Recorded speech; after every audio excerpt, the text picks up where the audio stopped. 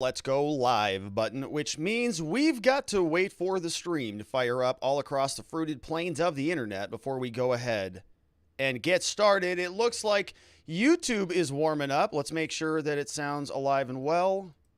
And it looks like it's coming in hot and clear. Over on the other applications, let's make a quick check here. My screen didn't change. Looks like it's changing now. And it looks like we're live, so we can go ahead and get started. Hello, my friends, and welcome back to yet another episode of Watching the Watchers Live. My name is Robert Grueller. Today, we're talking about Kyle Rittenhouse. It's verdict time. We're watching for the jury, waiting for that puff of smoke to come out of the chimney so that we can all be relieved, finally. We've been waiting for many weeks, many months, well over a year in some cases, to get an answer as to the Kyle Rittenhouse case, an outcome. What is the jury going to say? We've got a lot to get caught up on today. Now, the jury was out of court most of the day deliberating, but we still have some things that we can take a look at that happened in court this morning, and so we're certainly going to do that. We have several different clips from Judge Schroeder today that was detailing what the jury was about to go do. Kyle Rittenhouse, you may have seen clips of this, actually stuck his arm into the merry-go-round, the bingo box, and pulled out the juror numbers of the people who were no longer going to be on the jury, the individuals that were going to be excused. And so we're going to take a look at those clips, and then we're going to take a look at some of the reaction from around the community, because the protesters are already bubbling up in Kenosha. We're seeing people out there calling for peace. We're seeing some other people look like things are getting a little bit tense over there. And this has been a story that has had national attention for the better part of a year. And so we're going to see what is happening on the streets. We also have a special guest appearance on the streets of Kenosha from another person who was charged with a gun crime and actually pled guilty to it. Some people say erroneously so. We're talking about Mark McCloskey, who is, I think, running for Senate. And so he showed up there on the streets of Kenosha, and we have a clip of him as well. And then in our final segment, interesting questions surrounding Thomas Binger over there, who was pointing a gun at some people in a courtroom. Some questions surrounding that. Was that reckless endangerment? I mean, Kyle Rittenhouse is on trial for reckless endangerment for something similar to that. So some people are pointing to different statutes from Wisconsin and saying, Binger, clearly you are in violation of the law. We'll see if he gets indicted, though. But I pulled the statutes, and we'll be able to go through those and more. If you want to be a part of the show, the place to do that is over at watchingthewatchers.locals.com, where a lot of people are chatting away in our beautiful community over there. Shout outs to Radicy. We've got Soul Viking. We've got Vegas Patriot Mom is in the house. Shout out to Vegas Patriot Mom. We've got Speech Unleashed over there. I think I said Radicy. News Now Wyoming, and many others all chatting away. We've got a lot of new people to welcome to the community, and we're going to do that at the end of the show. If you're looking for clips or different segments from this stream, they're over on our Clips channel, Robert Grueller ESQ Clips. And I appreciate it if you share those links around. It's a good way to spread the news, spread the word about what we're talking about here. And so without any further ado, let's get into it. Kyle Rittenhouse waiting for the jurors to render a verdict. The first question, of course, is what the hell is taking so long? It's been several hours now, and this is a pretty easy case. And so they are obviously going through a lot of materials. I'm being a little bit facetious. The general school of thought that I have been ascribing to is the idea that if it takes a long time, that means that we're more inclined to see a guilty verdict or at least a hung jury, because that means that they're watching the video and they're really buying into a lot of the prosecutor's arguments here, that the entire ordeal needs a piece-by-piece, moment-by-moment analysis of all the minutia, all the red herrings that Thomas Binger was introducing to the jurors. Remember the framework. Thomas Binger wants to show this was a big, long series of events that was criminality after criminality that compounded into murder. And what the defense wants to do is narrow this puppy down into 4 minutes. Was it justified right then and there? That's the only thing that matters. So what we're seeing here is Thomas Binger. Hang on a second. Thomas Binger is here. This is the court board that we're looking at. And Thomas Binger is, of course, the prosecutor. Kyle Rittenhouse is the defendant. And now we have a number of different jurors who were picked today. The number of jurors who were excused today were, I think we got 12 left. And so we lost the number of them. We'll take a look at them here in a minute. We've also got the defense, the prosecution's case in chief here. We have the defense team here. And then we've got our opening clip. So we're going to start off by taking a look at a good morning, hello from the judge. And he's going to introduce us into the coming events of the day, which is going to be a lot of sitting around and waiting. But as to my prior point, I needed to finish that prior point. The idea being that if the jury takes a long time to consider the case, then that means they're thinking about it. They're moving a bunch of stuff around and they're trying to decipher the case. The prosecution was expanding this out. The defense was not. If the jurors are debating over every single detail, likely that, we might see a hung jury or an actual guilty, which would blow my stinking mind. But if they're not doing that, if they're going in and they're just saying, oh, it's self-defense, well, they don't even have to really spend much time thinking about any of the lesser included charges, because self-defense is a privilege that applies to everything. Kyle Rittenhouse was privileged. He was authorized to do what he did, and everything else is inconsequential. I mean, everything else is details that are not really necessary to the final equation about innocence or guilt. So that's sort of how we've been, teasing this out. That being said, you have to consider a lot of the other factors that jurors might have just bouncing around their heads, like, they want to do their due diligence and they want to be a part of a solution, and they want to give this critical thought, and you're going to have individuals in there that really want to talk it through. You're going to have, just like in anything, think about having lunch at your office. There's a good half of the people sitting around the conference room that say, I don't really care what we have. Sandwiches, sounds good. Pizza, whatever. Salads, that's fine too. That's kind of me. I don't really care. If it's food, then I'll eat it. But I don't necessarily care. There's other people, they want to be intimately involved in the situation, and they need to have discussions about it, and they would like to ideally come up with a pen and paper and get orders and names and condiments and all that stuff. And that's perfectly valid. Everybody needs both people, I think, in a company. But when you're talking about jurors, just think about the time that's going to be spent on just figuring out how the process goes. Who's in charge, who talks first, are they going to go around the table? Okay, what's your thought? Now, okay, 2 minutes for you, and now you're next. And now you, and are they going to make it like democratic? Is somebody going to take charge? We don't know much about this jury at all, honestly. We got a lot more information about the Chauvin jury. We knew at least what the professions were, and at least we could speculate about that and have fun playing around with those identities, saying, well, this police officer might take charge, or this, there wasn't a police officer there, but this doctor or this teacher or somebody, and don't have any of that here. So we're just kind of blindfolded. The case gets handed off to the jury, but not before the judge lays down some instructions today. Here's what that sounded like. This is Judge Schroeder kind of saying a good morning and letting the rest of the court know how this is all going to go. All right. We're going to select the jurors to deliberate on the case. The 6 of you who are struck, well, I'm going to use the word dismissed is a better word. 6 of you who are dismissed will be kept here in the courthouse, just as the deliberating jurors will do. And you'll not be permitted to discuss the case in any way. There was a request if you could use laptops, and the answer to that is yes, but of course under the same rules that you've had all along, which is you're not to communicate in any way or access any site respecting the case. And let's take strike the jurors as necessary. All of the jurors' numbers have been exhibited to the defendant, I believe. Yes, and they're paper clipped together now. And then please put them in the tumbler, and the bailiff will rotate it, and then the defendant will draw out 6 of the numbers. Do you want to leave them as is, Judge? Or no, just separate them. Okay, so they actually gave Corey Chirafisi the numbers, and then he put them in the, look at his face there. He's sort of confused a little bit. He's like, this is interesting. Okay.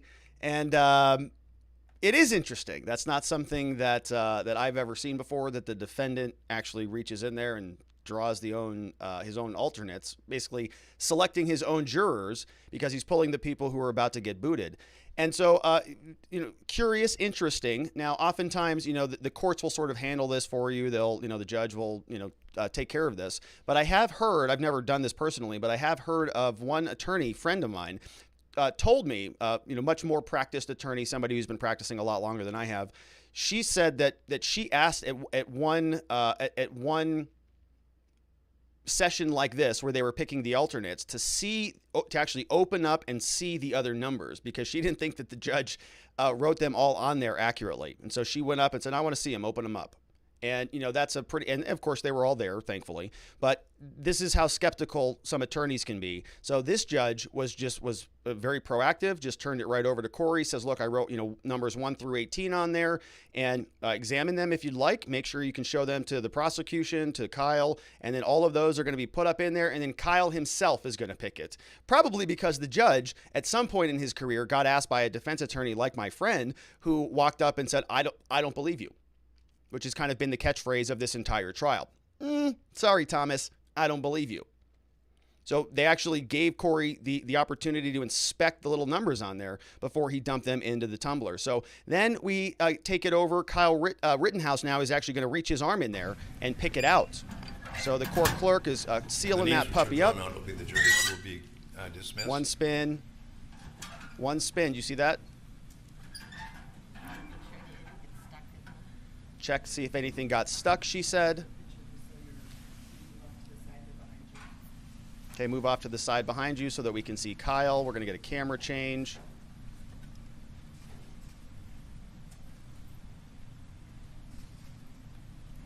And Kyle is just pulling those puppies right out of that tumbler, one by one.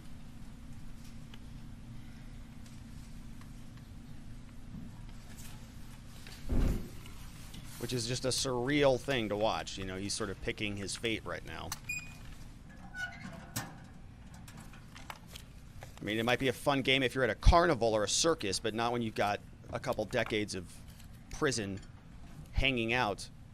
So the clerk just grabs those numbers and then walks them on back over to the judge and actually hands them to, I think it's the bailiff or somebody else there. I'm not sure who the woman is exactly. But she is now going to read off that these jurors are gone. 11, 58, 14, 45, 9, and 52.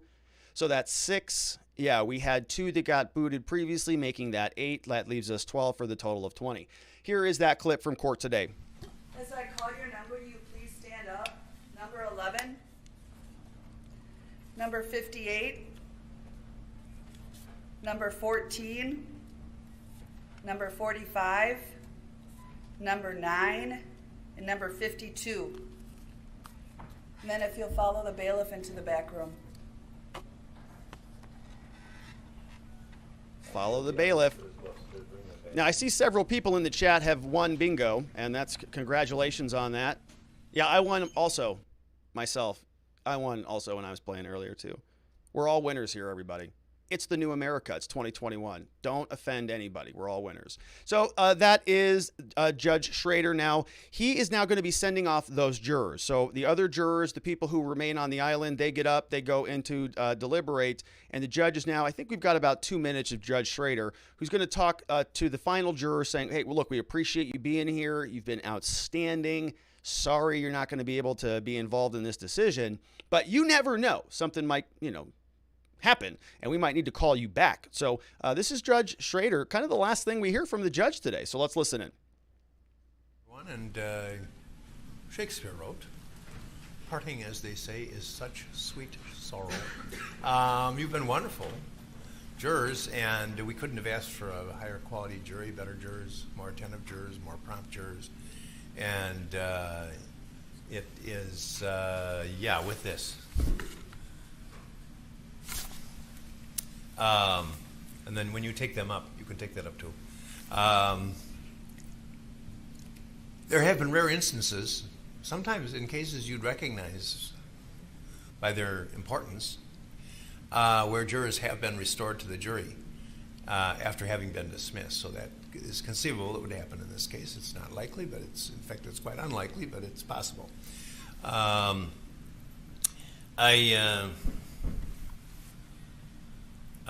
So I'm going to ask that you continue with the instruction that you not discuss the case with anyone, not even amongst the six of you. You can't deliberate at all or discuss talk the case about in it. any way. You can't read, watch, or listen to any account of the trial. Did some of you bring laptops? No? No?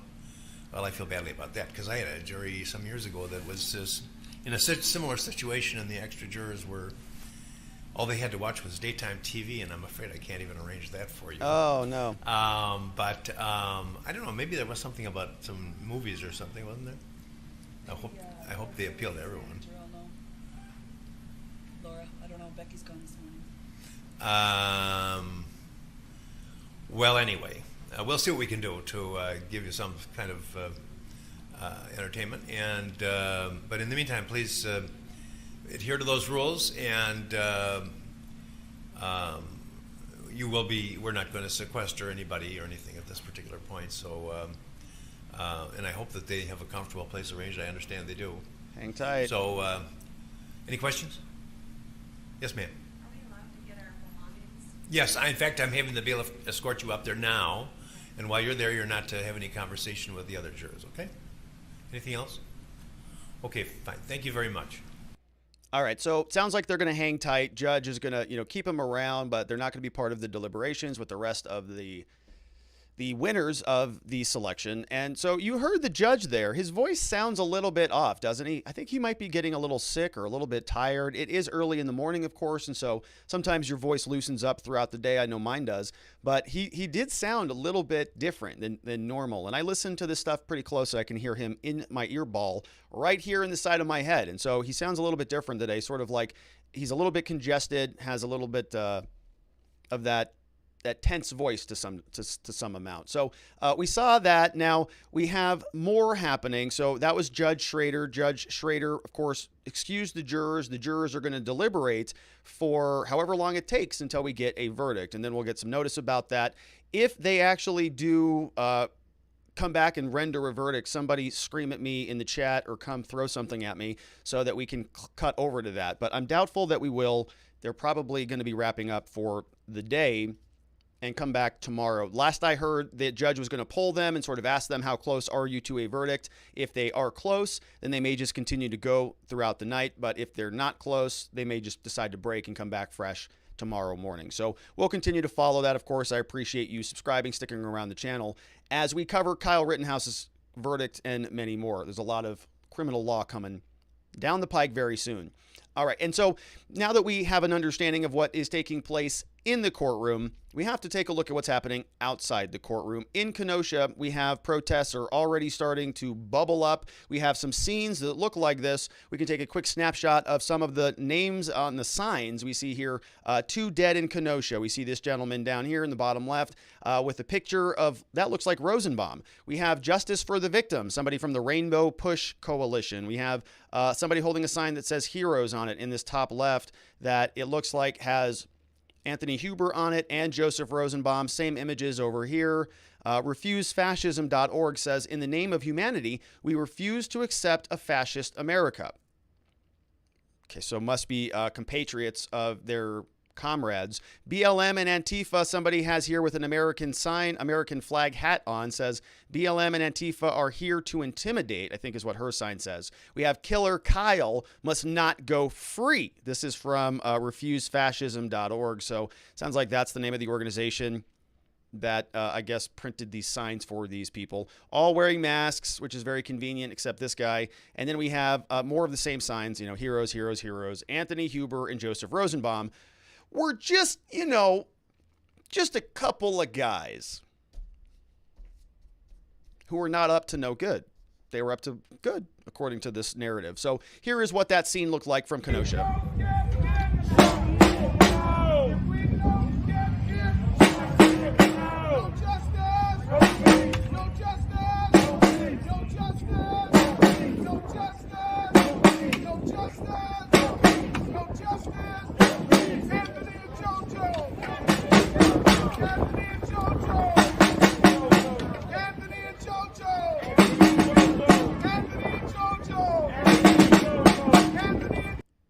Anthony and JoJo is what they're saying, like they're bros, which is nice. It's very nice that they're out there fighting for them. So you heard what they said though, right? No justice, no peace. No justice, no peace. RefuseFascism.org. Our heroes are Anthony and JoJo. All right, so that's what's taking place out there on the streets of Kenosha. We have another fella. Now, look at this one. So if you saw over here, there was no water stamp on this video, but over here we do. It looks like BG on the scene. Oh, we had some video from this fella actually in the trial, if you recall. And then they have this little selfie sign that somebody made, says convict killer Kyle. It's a selfie. Welcome to the selfie station. The justice for Anthony and JoJo, with these BLM fists that are being raised in the air, which is just one of the most wild things that you've ever seen because, of course, JoJo, the BLM, that's the BLM fist, right? Sort of the Antifa fist kind of a deal going on right there, which is weird because JoJo was walking around screaming the N-word at everybody, which was, I don't think that those are compatible, but what do I know? So we have another fella who's out here on a bullhorn, and we have a lot of people who want to apparently go take this picture with a selfie Kyle. Here's what this guy says. If Kenosha don't get it, if Kenosha don't get it, if Kenosha don't get it, 7 shots in the back. 7 shots in the back. 7 shots in the back. 7 shots in the back. 7 shots in the back. So 7 shots in the back, 7 shots in the back. I think it's a she saying that. It's hard to tell. I really don't know. I think it's she who says it's hard to pronounce, complicated. I screwed that up. I'm in big trouble now. But the point of this individual is they're saying 7 shots in the back. Who are they talking about? Well, it's Jacob Blake, that fella who got 7 shots in the back. The same fella that juror made a joke about, which got him excused, I think, on day 1 of the trial. And so we see the scene, Black Lives Matter, apparently in this Christmas t-shirt or sweater that this person is wearing. And again, this has turned into this racial political case where it was all white people. Rittenhouse didn't shoot any black people. Joseph Rosenbaum was saying the N-word all up and down the street that entire night. But now it's a BLM, Antifa, Stop Fascism movement. Where did this even come from? I have no idea. But they're very excited about it. Obviously, they're out there protesting, and things get a little bit contentious over here. Court TV's out there, and this fella's walking his dog. Let's check in what's happening outside the courthouse. Don't get scared because you talking. If you want to come show up and say you were here, you were not here. You were not here. You were not here the same way. You were not here the same way Kyle Rittenhouse was not here when it was turned down. Sit down. Hey, my brother over there, don't All right, so you can see that was earlier today. And, it's just sort of warming up. Now, to be honest, it's not as actually big as I thought. If you take a look at this, the density of the crowd is not that big. It sort of feels like a different scene, I think, than maybe a Chauvin verdict. And that's probably because they can see the writing on the wall to some degree. They know that this is not going to be a big, resounding victory. And so you don't have a lot of people down here stirring the pot. They don't really want to be associated with a losing case. And you're seeing a lot of the backtracking from many people in the media. Jar Scarborough yesterday was, correcting the record. We had Anna Kasparian from the Young Turks correcting the record, and everybody's coming around to this. Tucker Carlson's rubbing all their noses in it. Megyn Kelly, I was on her show by some weird coincidence. And, she's now talking about these cases. Some of the people in the mainstream, more of the mainstream media are now covering this story.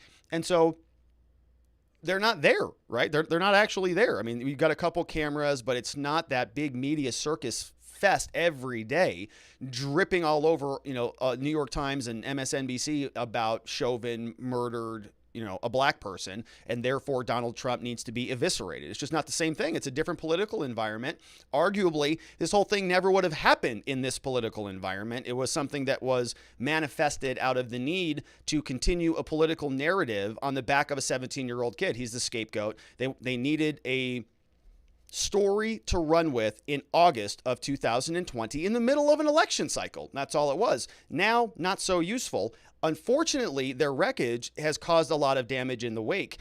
Kyle Rittenhouse is now facing decades in prison because of the situation that was exacerbated by a lot of the unrest last year. So we have people in the midst of all of this calling for peace. We have this woman. Her name is Tanya McLean. She's the executive director of Leaders of Kenosha. She's also from, it's hard to tell. Now, I can't tell if she's from the Rainbow Push Coalition because if you recall, when we backtracked over here, this guy who was just screaming, "No justice, no peace," is standing next to this person and maybe even holding a sign that says Rainbow Push Coalition. So if that woman is going to give us a narrative about, peace and calm, and this guy's screaming, "No justice, no peace," that seems like it might be incompatible. Here is him again. Yeah, he's holding that sign.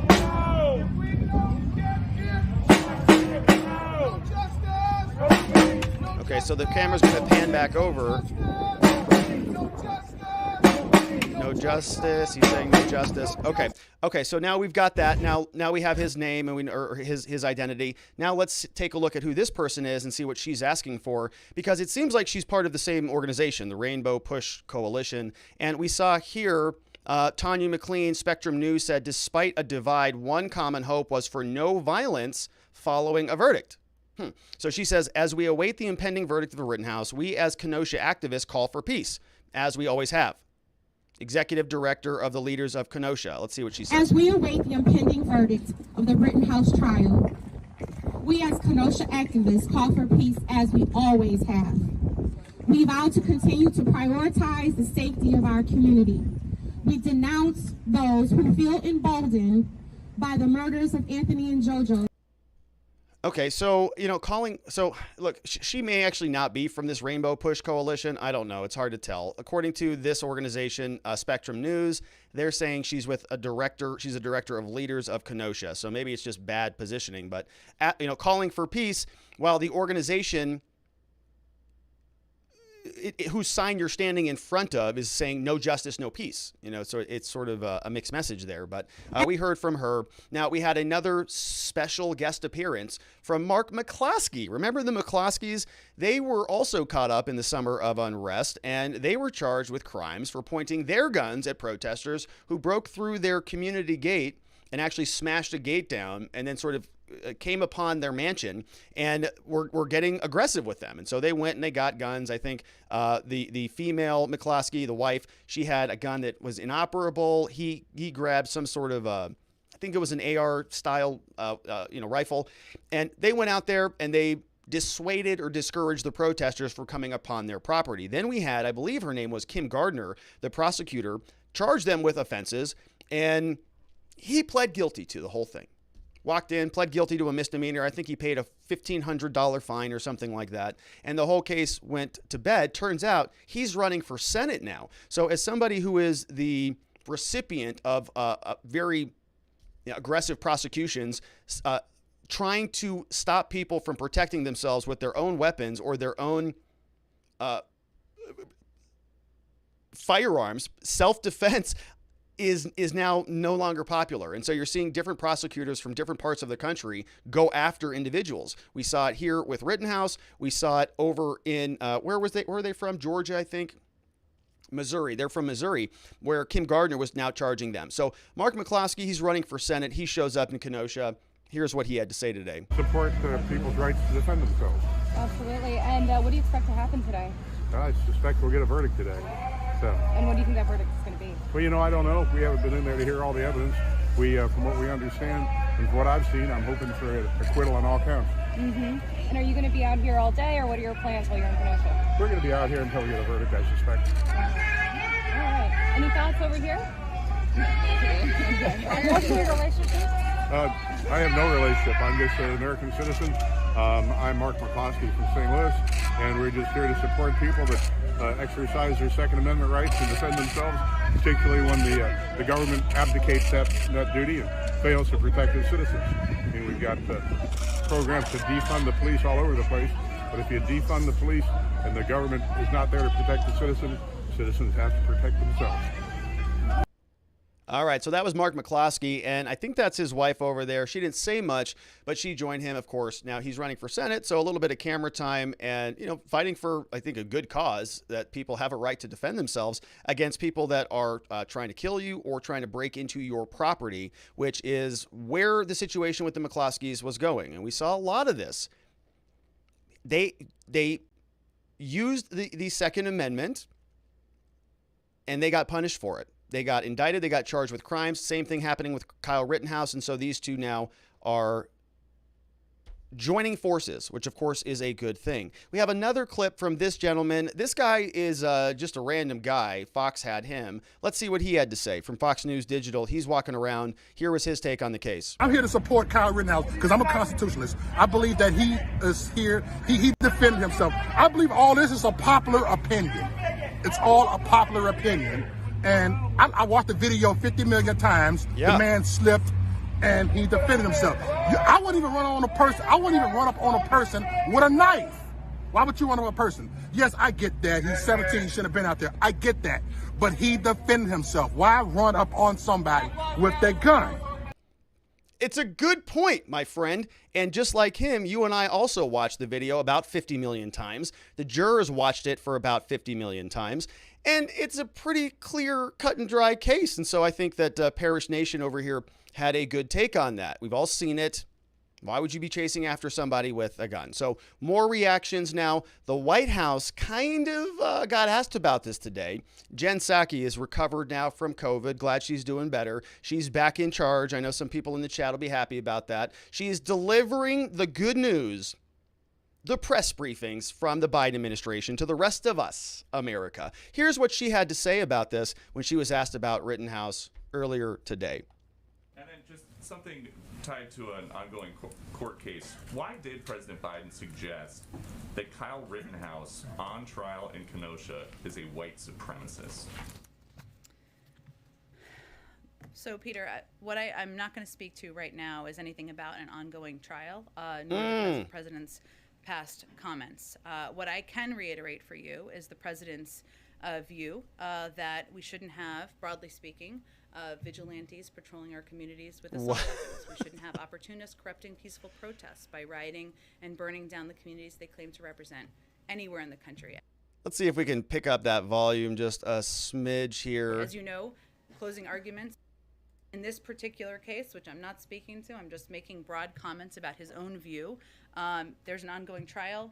We're awaiting a verdict. Beyond that, I'm not going to speak to any individuals or this case. Oh, my goodness. Well, they used Kyle Rittenhouse's photograph when they were calling him a white supremacist back during the election, and it was pretty clear that he was being charged with a crime then. So it's very interesting that they were willing to make a bunch of comments about him being, sort of a militia member or a white supremacist, or at least by implication. They were saying, he made that OK symbol, with those guys in the bar that time. Therefore, he's a white supremacist. And they were using that narrative. They were running with it for a very long time. They knew the case was going to go to trial, or at least, trend that way. And they were perfectly okay commenting on a criminal case then. But now, not so much. So, of course, the right move. They shouldn't be commenting on this stuff. They shouldn't have been commenting on a lot of things, but that didn't stop them. If this were going to be going, I think, a different way, maybe you'd hear a little bit more commentary from some of that class. But the point was that nothing really has been learned, has it? We have Jen Psaki, who's still calling Kyle Rittenhouse this armed vigilante, this guy who's running, not Kyle Rittenhouse specifically, because she can't comment on an active, ongoing criminal case. But the broad point, the big picture idea from Jen Psaki is we don't want armed vigilantes running around. Not that I'm talking about Kyle Rittenhouse. I'm not talking about something totally different. Well, I guess we're going to see what the jury has to say about that, because if he gets acquitted, as I hope he does, then maybe that's not what the jury thought he was. So why are you still characterizing that type of behavior in that regard? Now, this has been sort of a clear-cut case where I think this administration and many people in the media have just been burying their heads in the sand. They're not recognizing this. People are seeing the government fail around them. They're watching their cities, like what happened in Kenosha, burn to the ground. There is no alternative. Thomas Binger, James Krause, they're arguing that individuals should just call 911. Well, guess what? There wasn't any 911 to call then. We heard from many police officers that it was a literal war zone, that things were melting down, that they were overrun, that they were under capacity. There was no way that they could respond to anything. It was a war zone. Pep Moretti said that. So if you're in that environment, what choice do you have but to defend yourself with a firearm? To do what Mark McCloskey did, to do what Kyle Rittenhouse? You don't. Now, these people, like Jen Psaki, they live in little bubbles with armed guards all over the place. And, oftentimes people like Thomas Binger don't even, really know how to hold or use a gun. They're scared to death of it. They think that even having one is a provocation. Just by simply having it on your person, you're provoking other people out there. They are so deluded and detached from reality. And I'm not sure that they're going to learn their lesson. I don't want to put the cart before the horse here. We still have not gotten a verdict. Nobody has communicated to me that they have decided, and they probably won't. They're probably going to be released for the day. The judge is talking right now, somebody says. So let's pull this up. Let's see if we can do a quick check-in and see what's going on with the Rittenhouse case over on YouTube. Interrupting my little tirade. We still have a little bit more to get to on the show, but let's take a quick look and see what's happening here. We bet you know that the Truckee River winds its way through this Nevada city. Reno, that sounds right. Yep. Okay, so the judge is taking questions now, Jeopardy questions. And they just cut the audio out again. So I don't. All right. So the mic came on and then the mic went back off.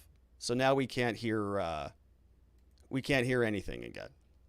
All right. Well, we'll just go back to the show. And if they come on back, then we'll go back. We'll cut back over to the stream. All right. And so that was Jen Psaki. And back to my point. The point was, even if Kyle Rittenhouse hopefully is completely exonerated, I don't think that this is going to change this administration's posture on firearms or self-defense at all. I think that they're going to chalk this up to a bunch of white people on a jury saying the whole thing was rigged and that, property rights, firearm, self-defense rights, all of those things are just an afterthought, and the jury got it wrong here. I think that they really believe that most of America is still situated on their side of the aisle, in spite of the fact that there's been a huge, tremendous outpouring of support and interest in this case on behalf of Kyle Rittenhouse and many people who are similarly situated.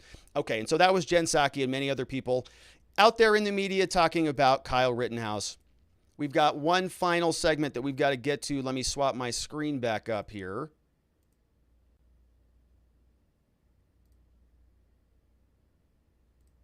All right, we're going to pull this back open. The screen just shifted on the stream, but then it went away again.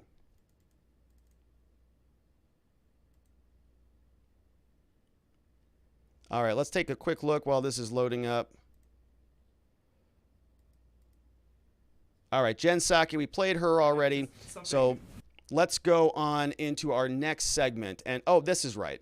Thomas Binger, also the subject of a lot of criticism and some praise. Some people are pretty happy with the fact that he's helping Kyle Rittenhouse exonerate himself. Been a very good defense lawyer. And a lot of people were wanting his opinion. After this whole thing closed out, people want to say, are we going to hear from Thomas Binger? We know we're going to hear from Kyle Rittenhouse and his defense team at some point. But what about Thomas Binger? What about the guy who was leading the charge, who was prosecuting Rittenhouse, thinking that he was on this glorious crusade, fighting for justice in America, going to right the wrongs that were done against all those three alleged victims? We're going to hear from him, right? This is a guy who loves to talk, was out there, doing rhetorical flourishes every opportunity he got, and was very excited to be in the limelight. So now, at the conclusion of the trial, you would expect to be hearing from Thomas Binger, wouldn't you? Unfortunately, you're not, because according to Kristen Barbaresi, who is a blue checkmark over on Twitter, says, just in, Thomas Binger will not comment after the jury reaches a verdict. Oh, he's citing ethical rules, which is very nice. That'll be the first time he's following those, I think, in this trial. So that's really good. Somebody must have sent him a book or something. Full statement below. And so let's go through it. he says, our office has received requests from several media organizations for an interview or a press conference after the jury reaches its verdict in this case. I want to thank you for your inquiries and let you know that I understand and appreciate your responsibility to report on the case and provide information to the public. In considering your requests, I've reviewed Wisconsin Supreme Court Rules 2030.6 and 2030.8, which set forth the ethical responsibilities of attorneys and in particular prosecutors with regard to trial publicity. In light of these ethical guidelines, I have concluded that it would not be appropriate for our office to comply with your request. And he says, thank you for that. Now, I think it might be appropriate to take a quick look at those rules. So we'll say, well, hold on a second. Let's go into the next point here because we have another statute that we need to take a look at. Here, we saw this yesterday.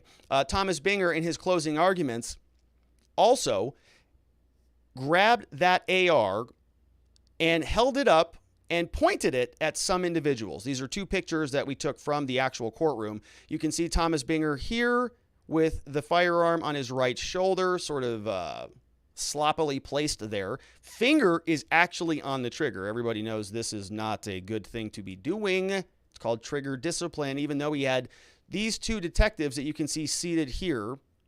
Swap this pen back on. These two detectives down here were there. They both checked the firearm before he actually did this little maneuver, but he still picked this bad boy up.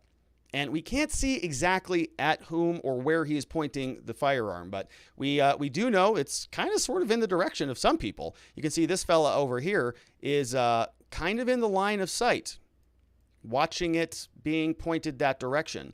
And if you recall, if you compare and contrast this with what Mark Richards was doing, Mark Richards said, I'm not actually going to shoulder the rifle. Remember he said that? He came out and he said, no, listen, this is a right-handed gun because if you hold it this way, then you're going to see that the shell actually gets ejected this direction. If Kyle is holding it on the other side of his body, on his shoulder the other direction, then the shell casing is going to be spent right into his face. So it doesn't make any sense. If the gun is right here, it's going to shoot right into his face. So that was the point that Mark Richards was making. And he said it's a right-handed gun. It's not a left-handed gun. And he objected to this very point, saying he's holding it wrong. If they're saying according to their blurry BS pixel image that was dropped off by the magic evidence fairies, then that is how it would have to be on the other shoulder if that's what they're alleging. So it just doesn't make any sense. So that's a whole separate issue. But a lot of very astute commentators have been pointing out, wasn't Rittenhouse charged for something very similar to this? I mean, wasn't the crux of the prosecution's case is that he was pointing a gun at people, which is provocation? That's what their argument was. That's what pops the self-defense bubble. If Kyle Rittenhouse actually provokes somebody, all the self-defense privileges just evaporate like that. And the basis for that happening was the pointing of the gun at Rosenbaum. And so many people are saying, well, that's curious. So why is this guy doing it here in court openly? Mark Richards certainly didn't do that. And so some people went through some of the Wisconsin statutes and they found the following. Let's take a quick look at it. Weapons statutes from chapter 941. Specifically, we can take a look at the statute 941.20. It says, endangering safety by use of a dangerous weapon. Whoever does any of the following is guilty of a Class A misdemeanor. Endangers another safety by negligent operation or handling of a dangerous weapon. So I don't think you could say that because it kind of depends on how you define endangering another's safety. Is pointing a gun at them endangering their safety or even in the general vicinity? I don't know. A lot of people might say that it did, right? A lot of people might say, look, I don't trust anybody pointing a gun at my direction. We just got done watching what all the professionals over at that scene on Rust with Alec Baldwin, what happened with them. I don't care if you think it's safe. I don't care if there's 5 officers who look at this. If you're pointing a gun in my general direction, not happy about that. And there was a packed courtroom. It was closing arguments. It was the final day. It was the big reveal. And so endangering another's safety, some people might, they might be on there and they might be literally triggered by that. They might have a reaction to that. So that's a loose definition.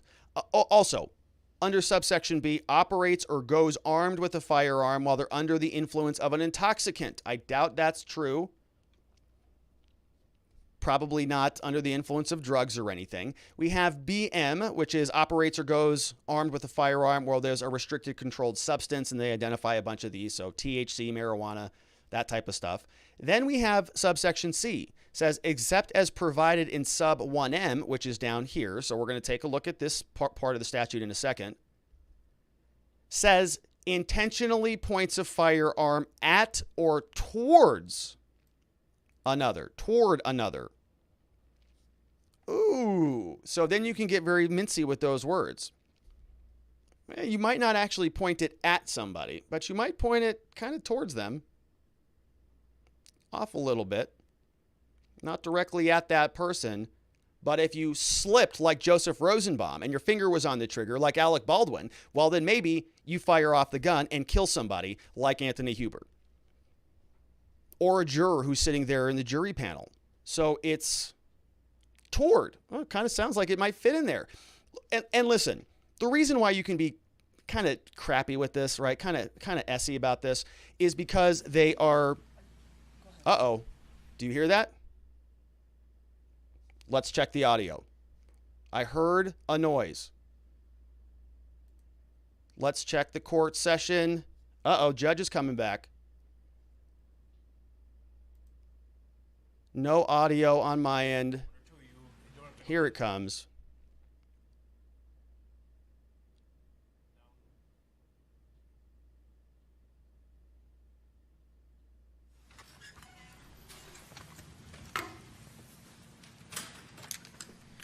Now, she was asking me a question. I didn't hear it. Not yet. I talked to them separately, yes. Yes.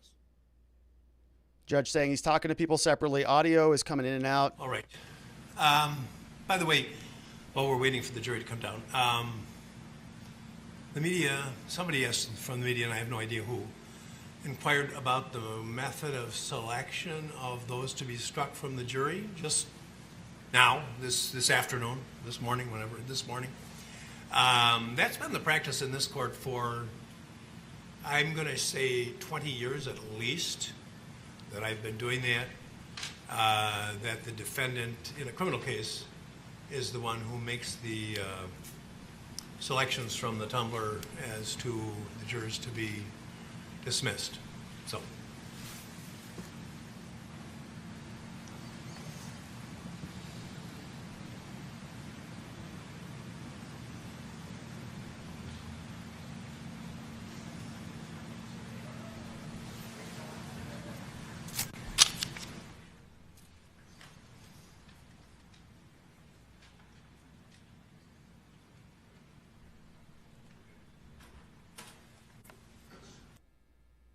All right, so the audio cut out again. Sounds like they're waiting for the jury to come back in.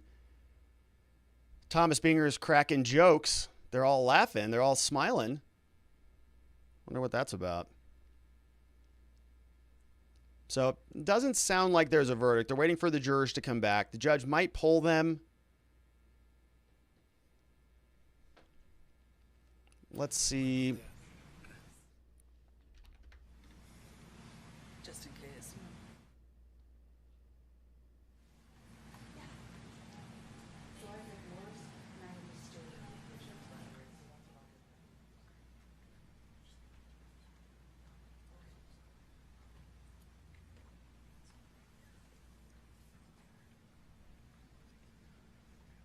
Okay, so on Twitter, they're telling us that somebody told the media that they think that the jury is going to be retiring for the evening.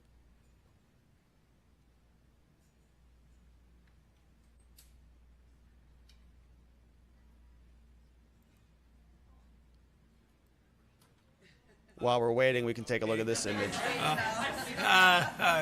You're in the first class seats now. All right.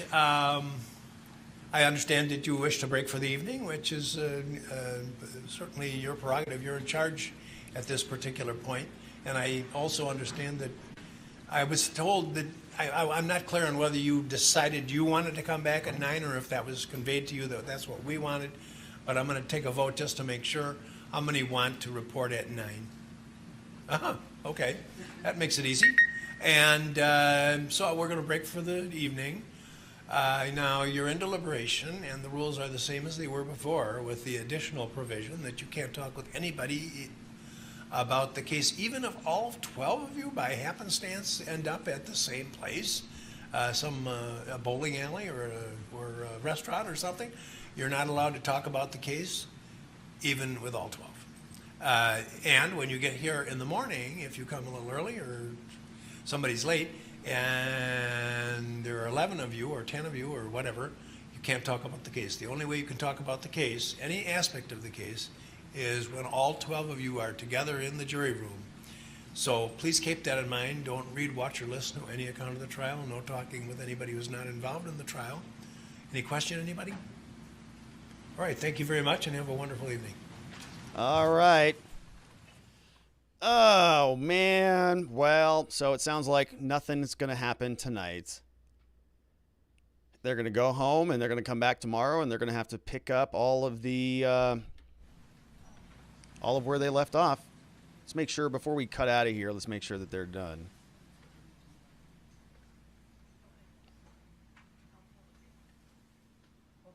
You got a sign there? Oh, it's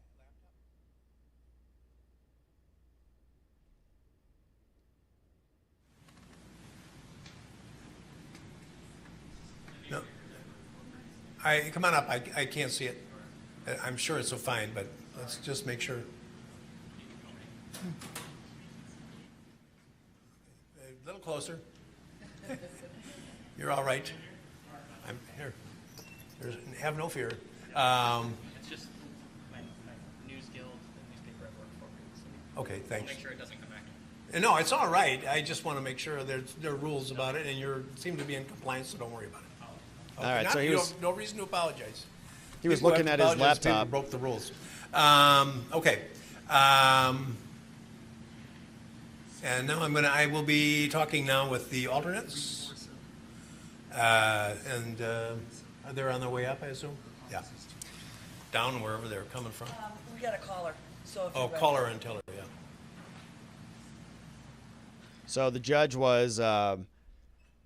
judge called that guy up, didn't like what he saw on his laptop. The laptop had a bunch of stickers on it. You know how people put a bunch of them on there. Come up here, sir. Can I see those? Can I see that sticker that's on your laptop? So that guy just had a heart attack and walks up. Judge says, "Let me see it." Says, "Okay, Judge, I will not come back with that." And he says, "No problem at all." Then the judge is now calling the alternate. Corey Chirafisi looks ponderous. Big sigh from him, waiting for the day to end.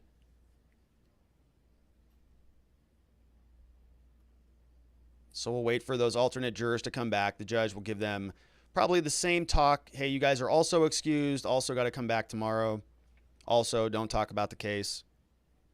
What I really want to see if they're going to address anything. I've heard some people talking about, hanging on to the motions for directed verdict and those things. I'm not sure where we're at on any of that, but we'll see if the judge has anything to say. Audio's coming back. Before that happened, I was going to show you this picture. So C. Davis posted this on Twitter. Great Kenosha standoff. We've got Thomas Binger with the mish-shouldered AR, and then we've got Mark Richards with looks like he's better suited to use that. So we'll see what's going on with the judge.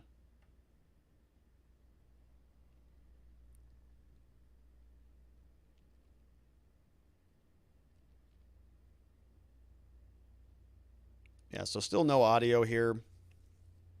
Sounds like they called for those alternates. Let's go through some of these super chats while I've got these up. We've got, at the start of the show, we had B. Harris. Love it, B. Harris. Says, love your channel. Wish you lived in Massachusetts so I could hire you for my federal Second Amendment lawsuits against them. Maybe I'll shoot you an email. Free Kyle. A U.S. flag. Love that, B. Harris. Yeah, feel free to shoot me an email. I am not, of course, licensed in Massachusetts, but I'm plugged in with some pretty good networks of people. And so if you're looking for somebody like that, I might be able to at least throw your name out on a listserv and see if anybody would respond. We've got Dawn of America also chimed in with a super chat, says, heard 2 are holding up the not guilty verdict because they are scared of the mob. We'll see if that happens. We've got, thank you for that, Dawn of America. We've got Joseph Sasley says, how many times will the state retry the case before they give up? Well, if it's an acquittal, they can't do it, right? Jeopardy attaches, and they're out of shots. We've got, assuming the jury keeps coming back hung, is there a limit? Keep up the awesome work. I mean, not really. Not really. I mean, they run out of political capital. They run out of the energy to actually continue to prosecute. The political willpower will just go away, and especially if they lose again or they get a hung again. I think they just kind of lose steam. Good question, though, Joseph. We have Blase Uriarte says, I really like the judge. He's like a nice old grandpa. I think Richards is a weak presenter. Chirafisi has a stronger presence. Binger is a great presenter, and Krause has all the charisma of soggy bread. Poor Krause. I honestly, folks, I was feeling a little bit bad about him yesterday. We were all kind of hard on him yesterday. He is a human being too, and I think everybody deserves some empathy. Even these prosecutors, yes, even them deserve a little bit of empathy. Everybody's trying to do their best. It's a horrible situation, and it's just a sad state of affairs that this entire thing is being conducted on the back of an 18-year-old kid who was trying to do the right thing. What a joke. Ugh. All right, so they're still talking. We've got C. Reed in the house says, we ever going back to look at the David Dataline case? I'm not sure what that one is. Let me take a quick look. Dalid.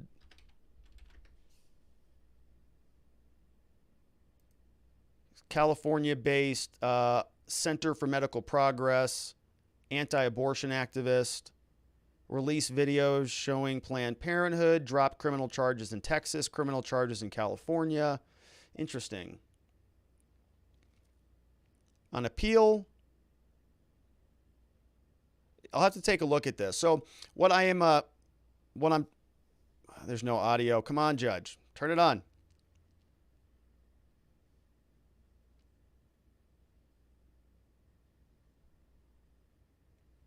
So he's talking, but the audio is still off.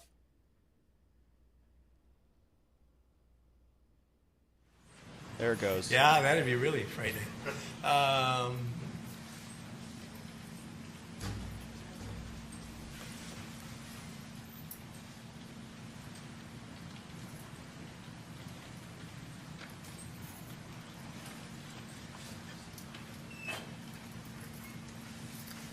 All right, good evening, folks, and thank you for your patience and your participation. And you're still at work and will be tomorrow. We're retiring for the evening, and we'll return at 9 tomorrow morning. And even though, you're under a continuing obligation not to talk with anyone about the case, not a fellow juror, not even all of the fellow jurors, and certainly not with anybody who's, when I say certainly, it kind of downgrades the prior statement. Just don't talk with anybody about the case. Read, watch, or listen to any account of it.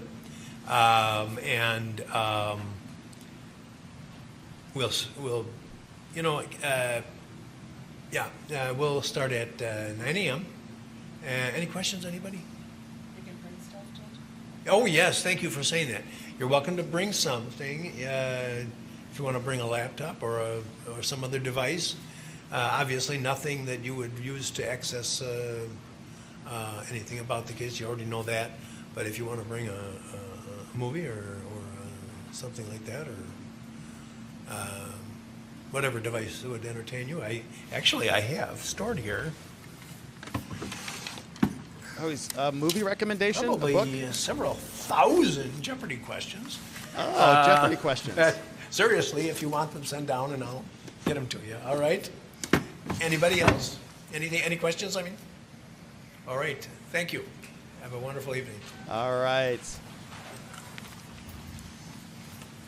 So we'll wait for them to leave, and we'll see if they wrap up. That David Dataline case, I'll take a look at that. And if it's an active criminal case, we may add it to our docket over here. The disgruntled moderate says, for the sake of argument, let's say we agree with the prosecution and guns aren't needed. How do we stay safe? All right. When SCOTUS... Anything else this evening? Okay. Thank you. See you all in the morning. All right. So that's it. So the judge is adjourning everybody for the evening. Audio went back out. Kyle is out of there. All right. So they're going to come back tomorrow morning, 9 a.m. The alternates are going to be back. The jurors are going to be back. And we'll pick it up from there. So that is the camera zooming out, wrapping up for the day. And we'll pick it up from there starting tomorrow. So no verdict today. Unfortunately, immediate reactions are that's not exactly how I wanted this to go. I thought it would be a little bit of a quicker decision, that we'd get through a lot of the administrative stuff a lot more aggressively, and that we might just get a verdict. I was even hoping that the jurors would be a little bit willing to almost punish the state, right? Punitive damages are things that you hear about in civil cases, like if in a medical malpractice case, if a doctor really screws something up, you might punish that doctor or that pharmaceutical company more likely and hit them with punitive damages.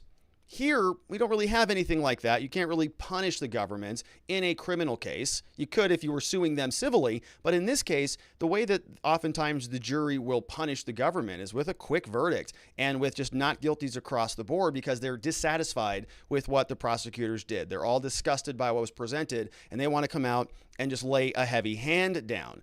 Now, that obviously has not happened. The jurors got this case fairly early this morning, and they're still deliberating it. What I talked about prior to today was if it does happen in a longer period of time, that means, in my opinion, my thought is that the jurors are watching more of the evidence. They're actually scrubbing through the videos, looking at the photographs, holding the weapons, reenacting the whole scene, and coming to their conclusions accordingly. Whereas, as I mentioned at the start of the show, if it was all about self-defense, all you need to do is invoke self-defense and the rest of the criminal liability evaporates. You don't need to go through bit by bit and actually analyze everything. But think about this again. The jurors may not know that. There's something like 30 pages, I think 37 pages of jury instructions that they're all going to have to go through. And that is a lot of work. And all it takes is one person who says, I think we should all probably read it first and really think about it before they come up with a decision. And I'm not saying that that's a bad thing, but it is important that we get to, I think the right outcome in this case. And the longer it takes, the more I think they're thinking about it. And that's what the prosecution wants. But again, folks, this has been a 2.5-week trial, more or less. And the jury taking a couple days on this thing is not, I think, anything outside the realm of possibility. They want to do the right thing. They know the magnitude of this case. And so just because it's taken a little bit longer than many of us would have wished, I don't think that that's necessarily a bad sign. So back tomorrow again with much more jury selection, jury deliberation coverage. But we have to finish up this segment on Thomas Binger because Thomas Binger might have broken the law himself. Rewinding back to Chapter 941 of the Wisconsin law says that if he intentionally points a firearm at or towards another, that might be a problem. We do have some additional adjustments that the law provides under Section 1M, says that whoever intentionally points a firearm towards a law enforcement officer or a firefighter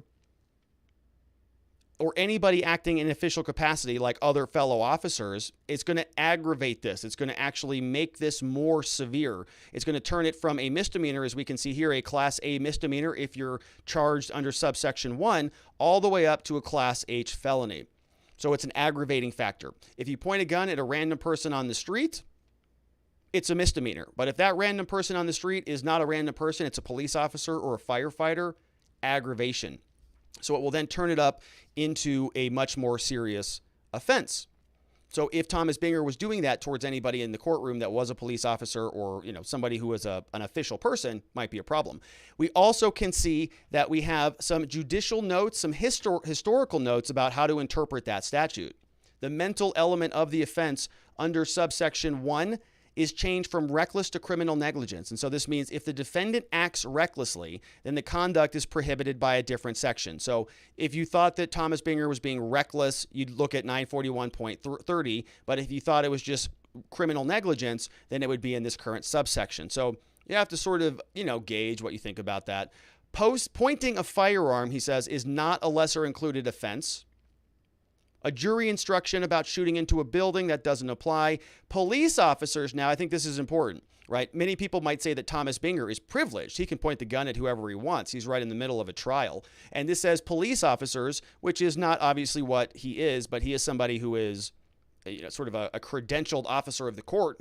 Most prosecutors have badges and they wave it around like they're really neat or something. But police officers do not have an absolute right to point their weapons, but privilege may be asserted as an affirmative defense. So prosecutors, they don't just get to go around and point their weapons either, but maybe as an affirmative defense it might apply. Although intentionally pointing a firearm at another constitutes a violation under this section, a person is privileged to point another gun in self-defense if they reasonably believe the threat of force is necessary to prevent or terminate what she reasonably believes to be unlawful interference. Which sounds a lot like the same law that we were talking about in the Kyle Rittenhouse case. And so Thomas Binger, did he break Wisconsin criminal law? I don't know. If he were the prosecutor in charge of his own investigation, he'd probably say yes, and he'd probably spend untold resources from the Kenosha County Attorney's Office to make sure that Thomas Binger serves justice. So those were the highlights of the day. Kyle Rittenhouse, as we saw live in real time. No verdict today, coming back tomorrow for that. Let's take a look at some questions and super chats over from our friends at watchingthewatchers.locals.com, and let's see what we've got here. A lot of questions coming in. I know we had a sort of bouncing around on the screens. Okay, so that court is now gone. News Now is here. Says, today was the first time I've ever seen a defendant pulling names out of a hat. Is this more common than I think? Really weird that Kyle was doing it himself and not one of the court staff in front of the defendant. Yeah, it was a little bit weird, News Now. We talked about that earlier. I think that, I think that is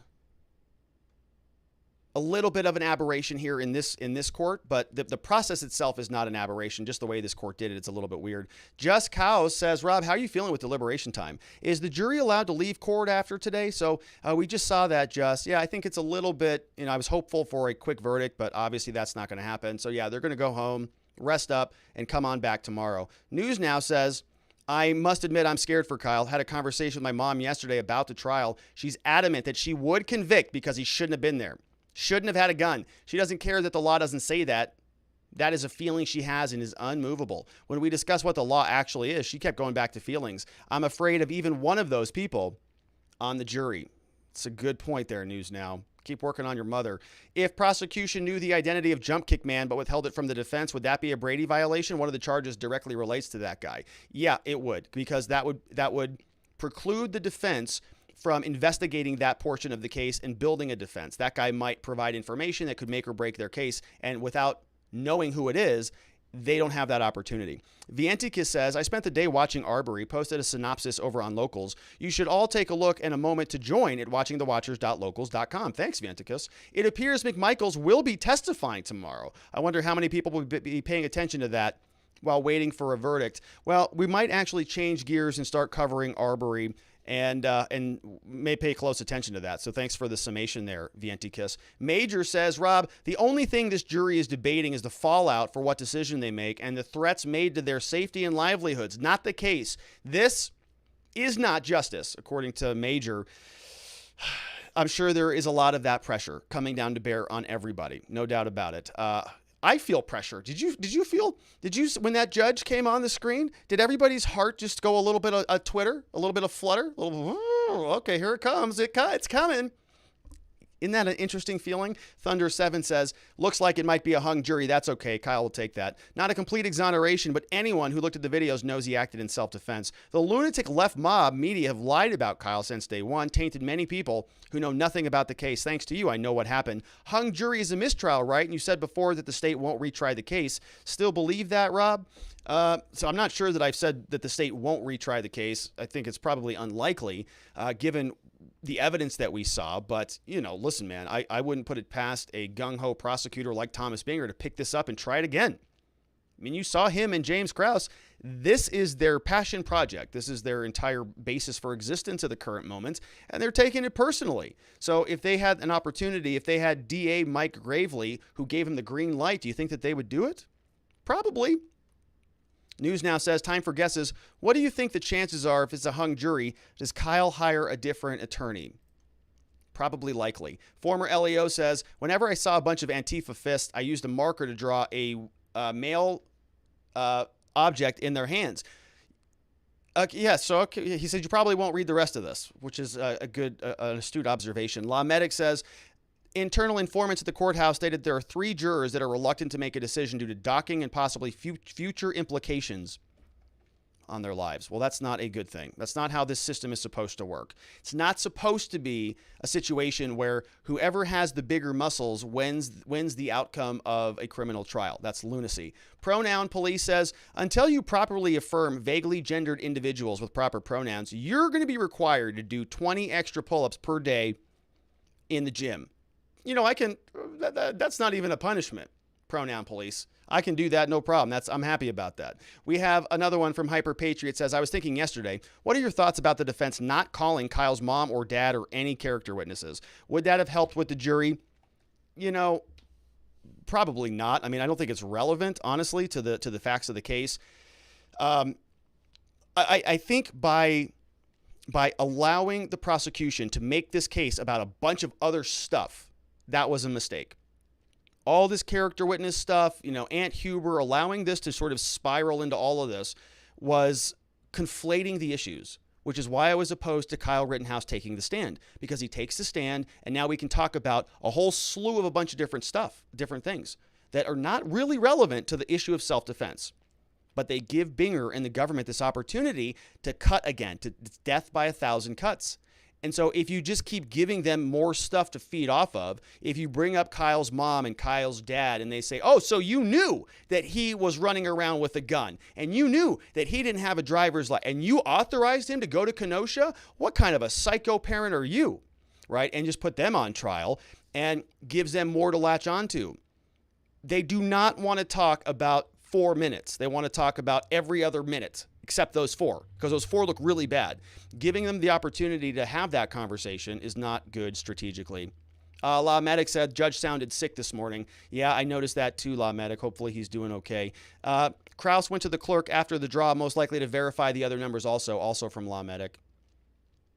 And the judge is playing Jeopardy. Vientica says, the whole claim about white people in the jury is ultimately ridiculous. If you really pick the argument apart, it means that white people will always vote in favor of white people and black people will always vote in favor of black people. That's not a path to justice. That's a path towards division. Right. And then you just get people of different demographics elbowing their way onto juries and the whole justice system breaks down. What a bunch of lunacy. We've got Brad Sponeholtz over on YouTube says, WISN Radio out of Milwaukee found Jump Kick Man and had a post on Facebook about him. Well, that's interesting. Wonder why he wasn't brought into the trial at all. Malidai says, sorry about that, says Guns and Gadgets reported 2 jurors holding up the verdict citing personal safety concerns. I wonder how accurate that information is. I mean, it sounds right, but is it? Metallica says, the prosecution conceded self-defense but claimed it was excessive. How is it legal to change the whole reason for the trial midway through? Well, that's part of the deal. I mean, that's just part of how these things work. You don't have to convey your strategy at the start of a trial. In fact, many lawyers will try to hide that. There's a concept called a shiny object, right? It's sort of like a fishing lure. If you've ever gone fishing, you know that you can have these really shiny spinners and lures that you can throw in the water and they're supposed to attract the fish because everybody's looking at it. Okay, remember in Finding Nemo, that one big fish with that little tentacle thing hanging out with the light bulb? And Dory, I think is her name. She's like, oh, that's the shiny object. That's what you want everybody looking towards. That's what you want the prosecutor to latch onto. So you take this shiny object and you wave it all over the place, but that's not really your trial strategy. At the very end, you say, forget all that. That's all important, but this is the real issue. And that's basically what Thomas Binger did. He said that the provocation, the idea that Kyle Rittenhouse was causing all of this through his little trivial, insignificant breaches of the law, it compounded and it ultimately led to murder. And because of those little compounding, tiny little slices, that was provocation. I think it's a disingenuous argument, and I think he is using it effectively, though. So let's go back to a couple other questions. We have Ron B says, "Judge is on the bench, Robert," and smacked me. Thank you for that, Ron. I appreciate that. I needed that. Fortunately, we got it in time. Thanks for your help on that, though. Captain Track says, "Who can Kyle sue if he is acquitted?" So that's a good question. I'm not a civil lawyer, but I would start with everybody, including the media, would be the first place to start. You got to sue people with the big pockets, Kenosha maybe for malicious prosecution. They might settle it down the line. I don't know. Ron B also, no question with the donation. Thanks, Ron. Mackie McKissmiars says, super chatted $5. You are awesome.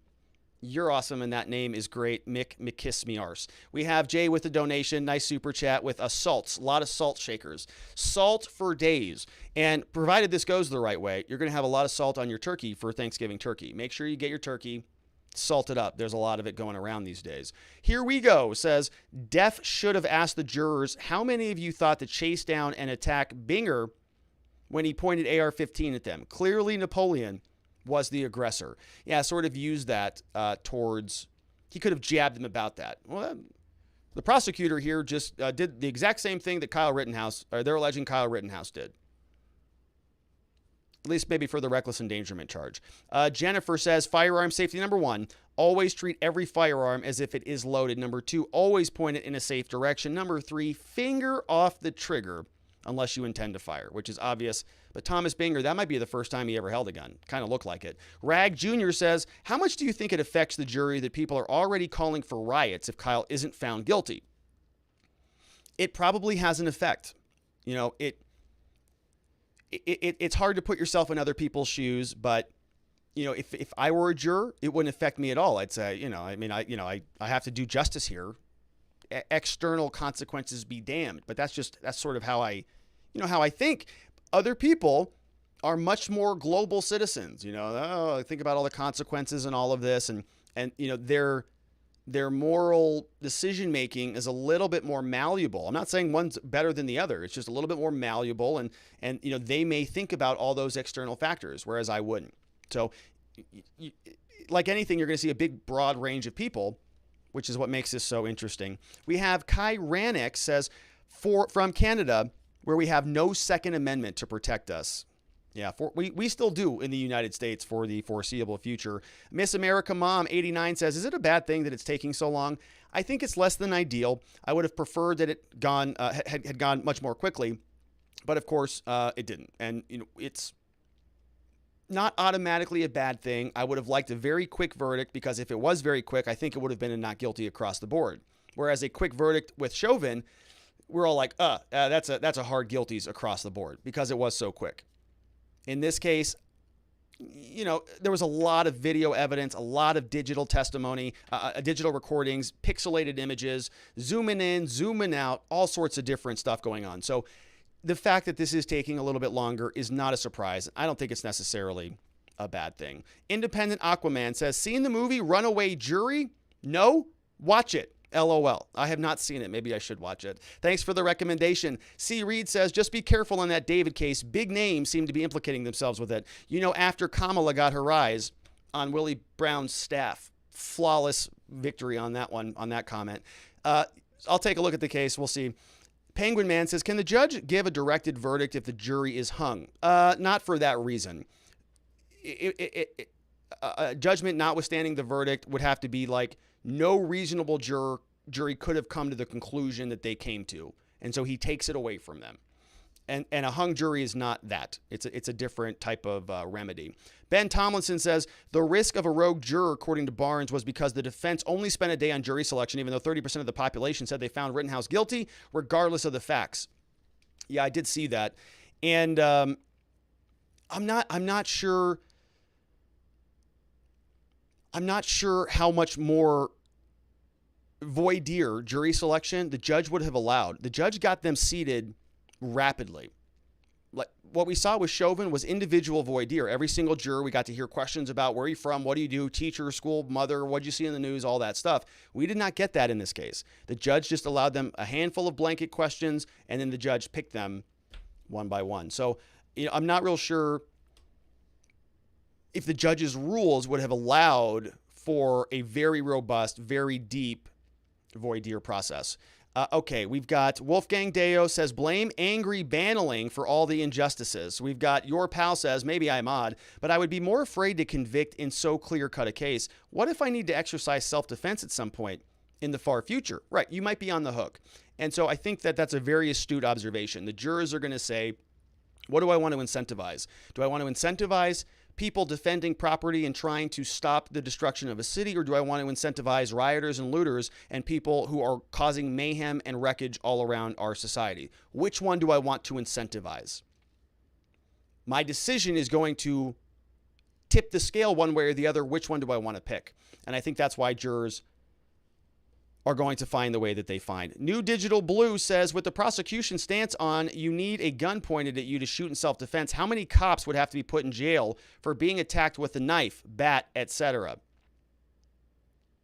I see what you're saying. Yeah, I mean, the prosecution stance on self-defense is sort of fluid. I don't really think they have a standard. They didn't like any of the arguments that Rittenhouse's team put forward. Rosenbaum chasing, not self-defense. Huber attacking with a skateboard, not self-defense. Grosskreutz pointing an actual loaded gun, still not self-defense. So I don't think that they actually have much of a standard. Jennifer says the Sixth Amendment obviously needs to be updated to include protection of the trial from the media. The founders couldn't fathom this mess. That amongst many other things, I think that they would, their eyes would be rolling in the back of their heads if they saw what has happened to this country. Mydrin Emery says, if it goes to Friday, chances of a compromise verdict drastically increases. Guilty on some of the lesser includeds. Also a very big concern when they had the weapons charge and the curfew violation at one point. Those were the two I was concerned that they might split on, right? A quick Kyle on the homicide charges, but then allow all of the convictions on the lesser offenses. It's kind of a slap on the wrist. We're not going to get him for murder, but we are going to get him for curfew and for being in possession of a gun. So they can kind of, compromise. Hopefully that's not the case, but we'll see. Mark Stuber says there should be full-time independent prosecutors dedicated to prosecuting ADAs for misconduct and state witnesses for perjury in every jurisdiction. They try stuff like this. They create these independent counsels, like 5 defense lawyers, 5 prosecutors, 5 judges, and they're supposed to, get together and work stuff out. I haven't seen much come out of them, but it's a good idea. I am for improvements in justice. I'm just happy that people are paying attention to this area of life. Wolfgang says, let's go Brandon team represent. Also, let's get Brandon to quit, from Wolfgang Deo. Good to see you, Wolfgang. Now, not letting Kyle go because of fear is ridiculous. People need to do what's right, not fear the mob of idiots. That's from Ryan Hennehan. Thank you for that, Ryan. Appreciate you being here. We got that from Mark. Let's see a couple more before we wrap up. It is Tuesday, and so we always wrap up a little bit early. But we have James E. Jupiter says, as an American, the prosecution and the people siding with them should be disgusted that they are standing up for these criminals. I said that yesterday. I've been pretty hard on prosecutors, but I think what you're seeing here is not an anomaly. This is Krause and Binger are 2 peas in a pod, and that pod is numerous out there in prosecutors' offices throughout society. Wolfgang Deo says prioritize self-defense and less rioters will place less people in self-defense situations. Another good astute observation, it's incentives. What kind of society do you want to live in? The jurors have to live in the same society as the rest of us. So if they're creating an environment where it's more dangerous vis-a-vis their ruling, well, they have to live in that world. News Now says, I know it's not on your list, but you mind covering the defense for Arbery shooting, asking the judge to remove any black pastors? I tried watching it multiple times with an open mind, but it is hard. But you mind covering the defense for Arbery shooting? I have not seen that. Yeah, I'll take a look at that, News Now Wyoming. That's insane. Now, I did hear also the defense attorney talking about wanting to silence that other attorney who I think is filing the civil rights claims for the Arbery family. Weird stuff happening in that case. I'll change gears over there soon. What do you think about when the jury asked self-defense papers 1 through 6? I seriously think that they're looking at the whole case the state is presenting Even if the verdict is biased, the judge can dismiss this case with prejudice. That's from Woods 08. Well, thank you for that, Woods. Yeah, I think the jury asked for all of the jury instructions. News Now says, according to Court TV, the gun was pointed at the end of the jury pool at the last few jurors. Seriously, he pointed a gun at the jury. That's insane. That's crazy. I mean, there's got to be other pictures in there. Monster One says, according to Posobiec, 2 holdouts are afraid of backlash. They are on talking about it on Nick's channel. Oh, I missed that. I was prepping for the show. Speech Unleashed says, since Binger said that having a gun pointed at someone will make them nervous and afraid for their life, would it have been okay for someone in the courtroom to clock him over the head twice with a skateboard? It's a good question. Maybe he should have fought him like a man. Maybe James Krause should have got up there and just duked it out with them and just settled it like a couple of bros out in an alley behind a bar. Ugh. All right, Be Brave says, Decision, worst title ever. You got my hopes up. Looks like Soros minions are out in full force. Oh, I see. I might have to change that. Yeah, I might have to change that. I meant that they're giving it to the jury for a decision, not that we have a decision. So that's a good point. A little bit of a bait and switch there. Maybe I'll leave it so I can just anger everybody. Briggs says, Rob, AR platform has an empty cartridge deflector that keeps the brass out of the face when shouldering it. Richards was technically wrong with that. However, the kind of sling Kyle had, 2-point versus single point, makes it pretty hard to do without completely doffing the sling. Pretty much impossible for an individual without training and lots of repetition. The Hocus Pocus Focus picture shows a shadow or an enhancement aberration, not a shouldered rifle. Of this, I am 100% confident. That's from Briggs 57, which is outstanding. Thank you for the clarification there, Briggs, because I was rolling with Richard's argument and his characterization of this. Edon Tess says, I can't remember if you picked the over or the under. It looks like 245 is blown out, John. Also, I wonder if they take some measures to walk jurors out the back door somehow and to obscure their identity. So I think so. They have a bus, they have a pickup point, and everything's sort of, shielded, and they bus them into the bottom of the courthouse and, bring them upstairs. So, yeah, the under is blown out. I don't know what I had. I think I had multiple different sides of that bet. John Delar says he's getting found guilty of at least one charge. It's the only way the jurors can cover themselves. Picking up the pace, we've got Briggs says, on the Roadhouse still from yesterday, it was 1989 movie, right about when Binger was in high school. I'll bet he had posters of Patrick Swayze all over his bedroom, and mom wondered... Briggs. Oh, Briggs. Law Medic says, I understand your kindness towards Krause, but I think that both of the prosecutors are not great people. They're showing no integrity, little faith in the process. The lying and disrespect are just too much for me. I know, Law Medic. I know. I get it. Look, I think that people are broken, and I saw a broken person in Krause yesterday when he was delivering that closing. It was a sad thing to watch. I feel bad for him. I hope he's, I hope he's doing okay today. He's probably getting just abused by the internet. Not that he doesn't deserve it, but I do feel bad. Maybe I'm just a big softie. Cherry X says, maybe that was a... Hey, Rob, you ever represented a trespass case? Just wondering what your thoughts are on the arrest of swamp squatter Don Quay. Thanks. I don't know who that is, but yes, many trespass cases. We get a lot of trespass cases every month because it happens at Old Town Scottsdale, which is right down the street from us. Actually, all over Arizona. Trespass, very common. Speech Unleashed says, do you have the ability to see if Binger was ever cited for doing something really wrong in a court trial? Wonder if his behavior in this trial is a norm for him or something special that he chose to do this for trial. Speech, this is just how prosecutors are. This is just the mindset. They think they're doing justice. This is not uncommon. It's not. I know. It's crazy. All right. The Vulcaneer says, do you think Binger Krause are compromised based on the language during the closing? They seem to be sympathetic to the rioters.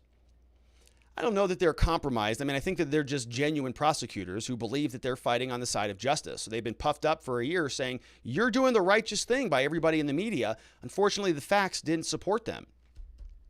Wolfgang says, one more peace.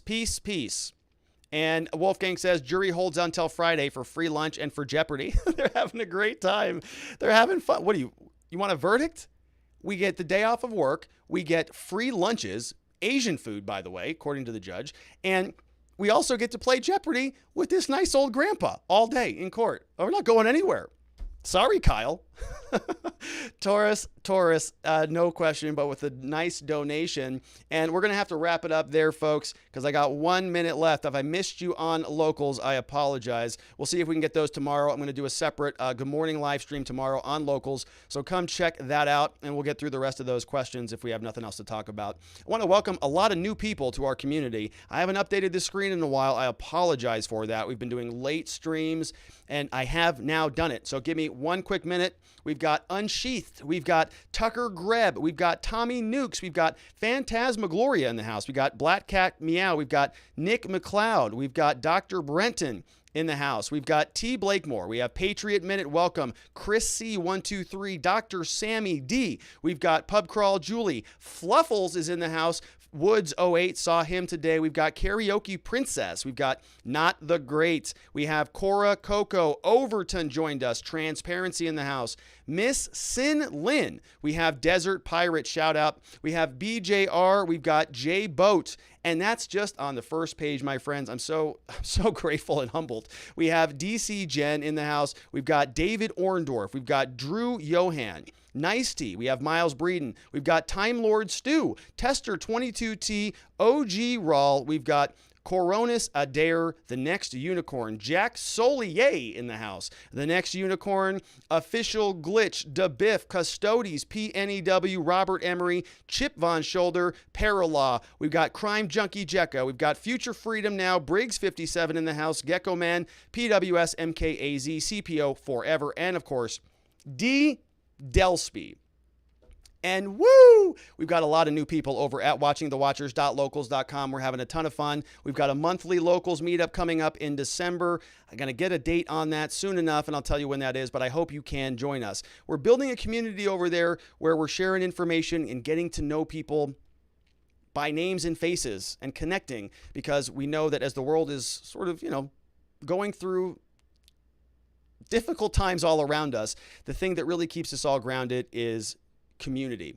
And that's what we're building over at watchingthewatchers.locals.com. I hope you can join us there. That, my friends, is it for me for the day. We are going to be back tomorrow. Timing, I don't know. We're going to wait for the jury to come and render a verdict. I hope that you stick around and join us. Would appreciate, before you head out, one final reminder for a subscription. If you're not already subbed to our channel, and of course, a like, a comment, a share. I really appreciate it if you would send this to a friend or family member. Tell them to come on and join the show when we go live tomorrow. That, my friends, is it for me. I want to thank you for being a part of the program tonight.